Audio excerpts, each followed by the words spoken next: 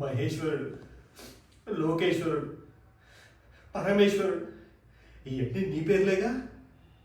ఒక్క మంచి పని కూడా చేయలేడు. నీకెందుకయ్యా ఇన్ని మంచి పేర్లు? నీకెందుకు ఇన్ని గుళ్ళు గోపురాలు? నీకెందుకు ఇన్ని పూజలు పునస్కారాలు?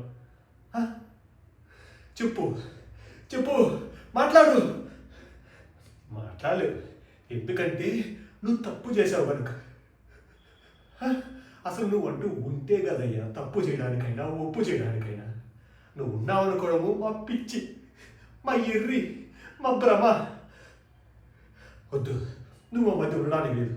పో, దూరంగా వెళ్ళిపో. ఆ గోదాట్లో కలిసిపో, ఆ గోదాట్లో పారిపో.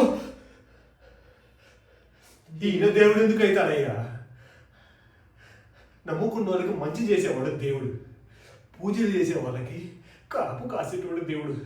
ఈయన కూడా మనుషుల్లాగే మోసగాడు.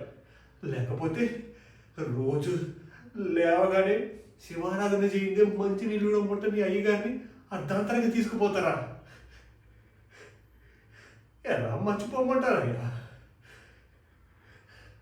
ఆయన పక్కన ఆయనతో సమానంగా కూర్చోబెట్టుకుని పెద్ద పెద్ద పుస్తకాలని నాకు అంకితం ఇచ్చాడే. నేనంత పెద్దన్నా, అంత గొప్ప అన్నా, నాకు అంత ఆహతుందా?